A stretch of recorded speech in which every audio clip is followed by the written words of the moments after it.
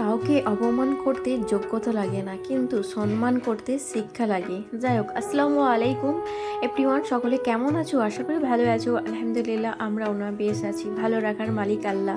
যা আছি যেমন আছি আলহামদুলিল্লাহ। সব আবারও একটা নতুন দিন, নতুন সকাল, নতুন ভিডিওর সাথে তোমাদের সকলকে জানাই ওয়েলকাম আমার এই সিম্পল লাইফস্টাইল ব্লগে। তো বন্ধুরা, সুখের নাম জীবন নয়, কষ্টকে দুঃখকে জয় করে বেঁচে থাকার নামই হচ্ছে জীবন। জীবনে যত খারাপ সময় পার করবে তত নতুন কিছু শিখতে পারবে। তো যাই হোক, চলো এখন এলাম গিয়ে ছাদে ফ্রেশ হলাম। ফ্রেশ হয়ে দেখছো চারিদিকে জামা কাপড়, আর শুধু আজকের দিনটাই জামা কাপড়। ভেবেছিলাম এক পদে রান্না করব, আর জামা কাপড়গুলোকে সময় দিতে হবে।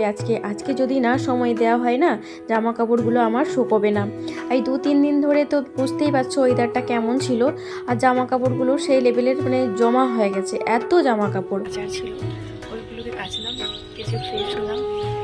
আর ওয়েদারটা আজকে খুব সুন্দর, মনে হচ্ছে যে রোদ হবে আজকে, কেননা সকাল থেকে রোদ হবার সম্ভাবনা আছে, যতটা দেখে বোঝা যাচ্ছে। তো আর কি এতগুলো জামা কাপড়গুলো সব কাচলাম, রোদে দিলাম। দেখো আমার ব্যাকগ্রাউন্ডটা দেখে নাও, চারিদিকে কাপড়, জামা কাপড়, বাপরে বাপ, সেই লেভেলের জামা কাপড় আজকে। কোনো জায়গায় বাকি নেই। আগের তো জামা কাপড়গুলো ছিলই, শুকোয়নি। তো আজকে আবার কেচেছি প্রায় এত জামা কাপড়, এক গামলার কাছাকাছি এত জামা কাপড়গুলো কাচলাম আজকেও। আবার যদি না কাচা হয়, আর আজকে তো ওয়েদারটা দেখতে পাচ্ছ, সকাল থেকে রোদ শুরু করেছে, আজকের দিনটা হয়তো রোদ হবে, বৃষ্টিও হবে।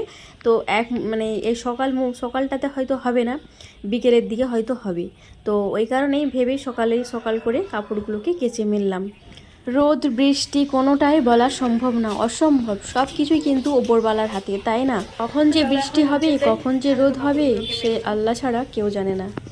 গতকালকে সব মুদিখানার বাজার করে নিয়ে এসেছে, অনেক কিছুই ছিল না, আর সব কিছুই নিয়ে এসেছে। তো চলো, এই যে এখনো কোনো কিছুই খাওয়া হয়নি, কেননা এই ছাদে গেছিলাম, কাপড় জামাগুলো যে মিললাম, তো তাতে অনেকটাই সময় চলে গেছে। এখন 9:30 বাজে, এখন আমাদের কোনো কিছুই খাওয়া হয়নি, ছেলেদেরকেও খেতে দেওয়া সময়ের জন্য হয়নি এখনো। তো চলো কি কি নিয়ে এসেছে দেখাই। তো এই যে ময়দা নিয়ে এসেছে, 2 প্যাকেট ময়দা,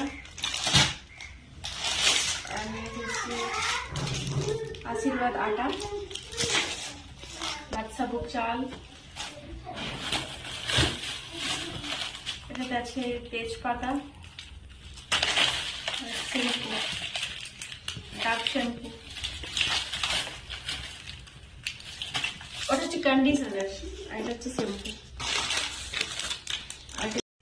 তো অনেকগুলো শ্যাম্পু নিয়ে আসতে বলেছিলাম, তো হচ্ছে গিয়ে কন্ডিশনার। শ্যাম্পুর উপর কন্ডিশনার দিলে চুলটা খুব সুন্দর হয়, বুঝতে পারছো, লাগে অনেক। আর এই যে হচ্ছে শ্যাম্পু, আর কি এসেছে, এই যে তেল ছিল না রান্নার, বাড়ন্ত হয়ে গেছিল। আর নিচে গিয়ে মটর, ঘুগনি রান্না করবো, ছেলেদের ফরমাইশ আম্মাজি লুচি বানাবে। তো লুচি বানাবার জন্য তো মাস্ট ঘুগনি বানাতেই হয়, তো ঘুগনি বানাবার জন্য মটর নিয়ে নিয়েছি। আর নিয়েছি সর্ষে, মাছের ঝোল করলে একটু সর্ষে, টক মাছের টক যেটা হয়, তাতে একটু সর্ষে দিয়ে রান্না করলে বেশ ভালোই লাগে, তাই না? তো এই যে নিয়ে নিয়েছি। আর এই ব্যাগে আছে গিয়ে আলু। তো এই হচ্ছে আজকে আমাদের মুদিখানার বাজার। তো এই যে আজকের হচ্ছে মুদিখানার আমাদের বাজার, গ্রোসারি। ছেলেদের জন্য এখন বসালাম ম্যাগি, আর মুদিখানার গ্রোসারি সামানগুলো এখন রেখে দিলাম। এখন কোনো কিছুই কৌটোয় ভরা হয়নি, কারণ অনেকটা লেট হয়ে গেছে, ছেলেদের খিদে লেগে গেছে। ওই কারণ ছোটো ছেলে বলেছে আমাকে এপি রান্না করে দাও, তো ওর জন্য একটু বসালাম। তো চলো এপিটা খেতে দিয়ে তারপরে একটু চা বানাবো আমাদের জন্য।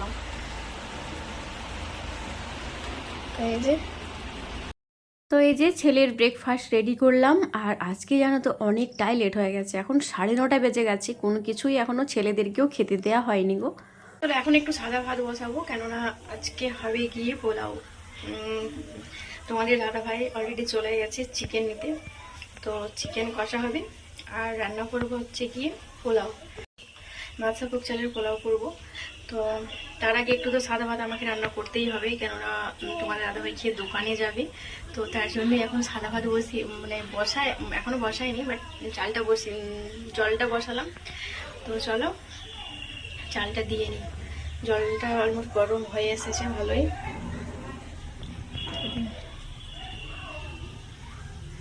চাল ধুয়ে নিয়েছি এখানে, আর এই জলটা বসালাম। চলো চলো চালটা দিয়ে নিই।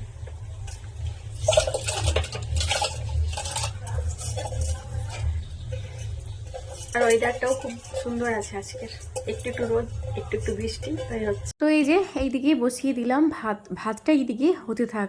এখন কিন্তু অনেকই কাজ আছে, তো চলো কাজগুলোকে সব সেরে নিই।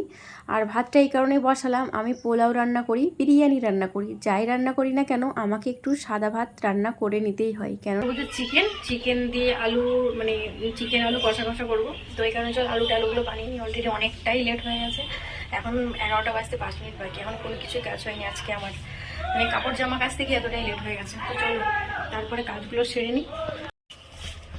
হ্যাপি সানডে, সানডের দিন হবে চিকেন। আজকে হচ্ছে গিয়ে চিকেন রান্না হবে, চিকেন নিয়ে চলে এসেছে। তো এখনো অনেক কিছুই কাজ বাকি আছে, আজকে কোনো কিছুই কাজ হয়নি আমার, আজকে অনেকটাই লেট হয়ে গেছে। তো যাই হোক, আর আজকে সানডে মানে তো স্পেশাল রান্না বান্না করতেই হয়, তাই না? বাড়িতে ছেলেরাও থাকবে, আর বড় মশাই তো থাকবে না, ওর তো সব দিন কাজ আর কাজ, তাই না? তো যাই হোক চলো, এটা এখন বানাবো, ধোবো, অনেক কিছুই কাজ আছে। আর এদিকে ভাত বসালাম, একটু বড় মশাইয়ের জন্য ভাত হচ্ছে। আজকে একটু রোদ পড়েছে না, ওই জন্য একটু ভালো লাগছে, জামা কাপড়গুলো শুকোবে। আর এই যে চিকেন নিয়ে এসেছে, চিকেন, হ্যাপি সানডে হবে চিকেন। আর কি, চলো কাজগুলো সব সেরে নিই, তারপরে দেখা যাবে কি করা যায়। তো এই যে চিকেনটা নিয়ে এসেছে, চিকেনটাকে মানে বড় জায়গার মধ্যে ঢাললাম, ঢেলে দেখলাম চিকেনটা বেশ খানিকটাই আছে, বললো যে 3 পোয়ার কাছাকাছি আছে চিকেনটা। তো এই যে চিকেন নিয়ে এসেছে, চিকেনের সাইজগুলো বেশ বড় বড় সাইজের আছে, ওটাকে একটু ছোট ছোট করতে হবে, বানাবো। তো তার আগে যে মুদিখানার সদা বাজারগুলো সব নিয়ে এসেছিল না, ওইগুলো একটু কৌটোয় ভরবো। তার মধ্যে তেলটাকে মানে কৌটোয় ভরে নিতেই হবে, কেন একবারে বাড়ন্ত হয়ে গেছে, রান্নাতে করব তার মতো তো এখন নেই। তো চলো তেলটাকে আগে কৌটোর মধ্যে ভরে নিই, তারপরেই কিন্তু বাকি সব কাজগুলোকে সেরে নেব। তেলটাকে এখন কৌটোয় ভরলাম। আর এই যে কৌটোগুলি সেই দিনকে বলেছিলাম তোমাদেরকে অনলাইন থেকে নিয়েছি, এর আগের বারেও নিয়েছিলাম। তো বাট সেইগুলো কিছু করার নেই, মানে একটু দুর্ঘটনা ঘটে গেছে আমার কৌটোর সাথে। তো চলো এই যে তেলের কৌটোয় তেল ভরলাম, তেলের কৌটোগুলোকে রাখলাম। আর এই দিকে দেখছো সব সামানগুলো এলোমেলো হয়ে আছে। আর হলুদ গুঁড়ো দেখছো, হলুদের গুঁড়ো একবারও মানে বাড়ন্ত হয়ে গেছে, একবারে জলে ঘুলে যেই দিনকে শর্টস বানিয়েছিলাম 2 চামচের মতো হলুদ চলে গেছে জলে আমার। তো যাই হোক, আর এই যে হলুদের গুঁড়োগুলো কৌটোয় ভরলাম, পেঁয়াজগুলো ঝিরি করে বানালাম চিকেনের জন্য, আলুগুলোকে বানালাম, আলুও যাবে চিকেনের মধ্যে। আর আলু ছাড়া তো অসম্পূর্ণ আমাদের চিকেন বলো মাংস বলো যাই রান্না করি না কেন, ছেলেদের জন্য মাস্ট আমাকে মানে আলু দিতেই হবে। আর এক সাইডে কড়াই বসিয়ে দিলাম, কড়ার মধ্যে দিয়েছিলাম তেজপাতা, একটু গরম মশলা, চিকেনগুলোকে বেশ ভালো করে ভাজা করে নেব, তারপরেই কিন্তু রান্নাটা করবো। ভেবেছিলাম দই দিয়ে ম্যারিনেশন করে রান্নাটা করব, তো ফ্রিজে দেখলাম দই নেই, কি আর করাই যায়। তো চলো রান্নাটা সেরে নিই। তো চলো এই মাত্র আলুগুলোকে মানে লাল করতে মনেই নেই, মানে চিকেনটা ভাজতে বসিয়ে দিয়েছি অলরেডি কড়াইতে, আর মনে নেই যে আলুটাকে একটু লাল করা হয়, মানে চিকেনের মধ্যে আলুটাকে দেবো একটু, তো লাল করে দিলে মানে টেস্টটা খুব সুন্দর আছে, তাই না? তো যাই ভুলে গেছিলাম। আর আজকের মানে হাড়বাড়ি যেন আমার কোনো কিছু মনে আসছে না, অনেকটা লেট হয়ে গেছে রান্না বান্না করতে। তো যাই হোক আলুটা একদিকে লাল করতে বসালাম, আর চিকেনটাকে ভেজে উঠিয়ে নিয়েছি, তারপরে আলুটাকে কড়াইটাকে পরিষ্কার করে দিলাম, ধুয়ে রান্না করতে বসালাম। ওই দিকে একদিকে হচ্ছে মুসুরির ডাল, টমেটো নেই, টমেটোটা দিলে খুব সুন্দর হতো। টমেটো দিয়ে মুসুরির ডালটা খেতে খুবই ভালো লাগে, ছেলেগুলো ফেভারিট। কিন্তু আমি ভেবেছিলাম যে ওটা ফ্রিজে আছে, কিন্তু ফ্রিজে নেই, শেষ হয়ে গেছে, কি আর করাই যায়। তো যাই রান্নাটা সেরে নিই। এই যে আলুটাকে লাল করতে এইদিকে কড়াইয়ের মধ্যে দিয়ে দিলাম, আর এইদিকে চিকেনটাকে ভেজে উঠালাম, আর এইদিকে হচ্ছে গিয়ে মুসুরির ডাল। এখনও কিন্তু ভাতটা হয়নি, এরকম চাল আছে। তো এই যে আলুগুলোকে যে ভাজা ভাজা করে নিলাম, একটু লবণ দিয়েছিলাম, দিয়ে একটু বেশ খানিকক্ষণ ঢাকা দিয়ে রেখেছিলাম, কেন ভালোভাবে তাহলে সিদ্ধ হয়ে যাবে। তো এই যে বেশ ভালোভাবে সিদ্ধ হয়ে গেছে আর আলুগুলোও খুব সুন্দরভাবে লাল হয়ে এসেছে। তো চলো এই আলুগুলোকে সব এখন উঠিয়ে নেব, তারপরেই কিন্তু চিকেনটাকে রান্না করতে বসাবো। তো এই যে তেলের মধ্যে দিয়েছিলাম তেজপাতা, গোটা এলাচ ফোড়নে, আর তেল একটু কমই দেওয়া আছে এতে, কেননা চিকেনটা যে ভাজা করেছিলাম না, ওতে অলরেডি তেল আছে আমার, তো ওই কারণে ওটাতে তেল একটু কম দেওয়া হয়েছে। আর দেখতে পাচ্ছ চিকেনটা খুব সুন্দরভাবে কষানো হয়েছে, কালারটাও খুব সুন্দর হয়েছে, এই যে লাল লাল ঝাল ঝাল চিকেন কষা, খুব সুন্দর দুর্দান্ত কিন্তু খেতে টেস্ট হয়েছিল, অসাধারণ হয়েছিল। কেননা ছেলেরাও বলছে আম্মাজি খুব সুন্দর হয়েছে আজকের চিকেন রান্নাটা। তো ভয়েসটা যদিও পরে দিচ্ছি, মানে দুপুরে লাঞ্চ সারলাম, তারপরের দিন যেহেতু তোমরা ভিডিওটা পাবে, এডিটিং তো আর সঙ্গে সঙ্গে করা হয় না। তো যাই হোক, একদিকে চিকেনটা হচ্ছে আর একদিকে দেখছো মানে পোলাওটা রান্না করে নিচ্ছি, বাসন্তী পোলাও, তাই না? তো চলো এটাকে এখন দমে দেব। আর গ্যাসে রান্না করলে আমার একটাই সমস্যা, মানে দমে দেওয়ার মতো আগুন মানে থাকে না। তো তো আগুন নিয়ে এসেছিলাম কিন্তু কাকিমার বাড়ি থেকে, মানে কাকিমার বাড়ি থেকে নিয়ে এসে কিন্তু দমে দিয়েছিলাম। আর এই যে পেঁয়াজগুলোকে রাখলাম, আর ওই যে সব সামানগুলো নিয়ে এসেছিলো, গ্রোসারি সামানগুলো, ওইগুলোকে তো বললাম যে কোনো কিছু কৌটো ভরা হয়নি, রেখে দিয়েছি একটা ঝুড়ির মধ্যে। জল ছিল না, ফিল্টারে জল ভরলাম, বোতলগুলোকে ভর্তি করলাম, রুমগুলোকে ঝাড়ু দিলাম, মুছলাম, কেন রান্না বান্না করার পর না পরিষ্কার যতক্ষণ না হয় কেমন হয়, তাই না? তো এই যে এতগুলো বাসন বেরিয়েছিল, বাসনগুলোকে ধুলাম, সাদা ভাত, আর এদিকে মুসুরির ডাল, চিকেন কষা, এদিকে বাসন্তী পোলাও, আর এই যে দেখছো দমে দিয়ে দিয়েছি। আগুন নিয়ে এসেছিলাম বললাম যে কাকিমার বাড়ি থেকে, তারপরে দমে দিলাম আর একটু দিয়েছিলাম ঘি। তো ভাতটা অলমোস্ট হয়ে এসেছে, ছেলেদেরকে এখন খেতে দেব। তো খেতে দেওয়ার আগে এই যে একটু ঘি দিয়ে দিলাম, ঘি দিয়ে বেশ ভালো করে একটু নাড়াচাড়া করে দেবো। আর তারপরে কিন্তু ছেলেদেরকে খেতে দেবো। বড় ছেলে তো স্নান করছে আর ছোট ছেলে স্নান সেরে এসে গেছে, বলছে আম্মাজি আমাকে খেতে লেগেছে গো, খেতে দাও। তো ছেলেকে এখন খেতে দেওয়ার জন্যই রেডি করে নিচ্ছি সব। তো চলো সবগুলো আগে রেডি করে নিই, তারপরে ছেলেকে খেতে দেবো। আর এখনও কিন্তু পাঁপড়টা এখনও ভাজা হয়নি, পাঁপড়টাকে ভাজবো। তো চলো কড়ার মধ্যে দিয়ে দিলাম তেল, রিফাইন তেল, আর তারপরে কিন্তু পাঁপড়গুলোকে ভাজা ভাজা করে নেব, মানে ভেজে নেব, ভাজা ভাজা না। তো ভেজে তারপরে কিন্তু ছেলেদেরকে খেতে দেব। তো চলো পাঁপড়গুলোকে ভেজে উঠিয়ে নিই, তারপরে আসছি। পরিস্থিতি যে কোনো সময় পরিবর্তন হতে পারে, জীবনে কাউকে কোনোদিনও কষ্ট দিও না। আজ হয়তো তুমি শক্তিশালী, কিন্তু মনে রেখো সময় তোমার থেকেও বেশি শক্তিশালী। তো এই যে ছেলেদেরকে খেতে দেবো, তার জন্য কিন্তু পাঁপড়টা এইদিকে ছেঁকে নিচ্ছি, আর ওইদিকে কিন্তু ছেলেদেরকে খাবার রেডি করে দিয়েছি আমি, তারপরেই পাঁপড়টা ছাকতে বসলাম।